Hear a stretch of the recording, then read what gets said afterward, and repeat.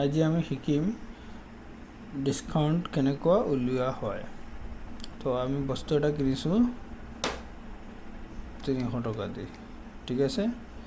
বস্তুটোত আছে 10% ডিসকাউন্ট আছে বস্তুটো। তো আমি এইটো -10% ক্লিক কৰিলে 270 মানে 100% 100 টকাৰ 10% হ'ল 10 টকা। 300 টকাৰ 10% হ'লে 3 10 30 টকা। তাৰ মানে 10% ডিসকাউন্টৰ MRP ৰেট 300 টকাৰ বস্তুটো ল'লে আমি 270 টকা পে কৰিব লাগিব। সো ডিসকাউন্ট এনেকুৱা উলিওৱা হয়। লগতে আৰু এটা বস্তু প্ৰাইস মই দেখুৱাই দিছোঁ।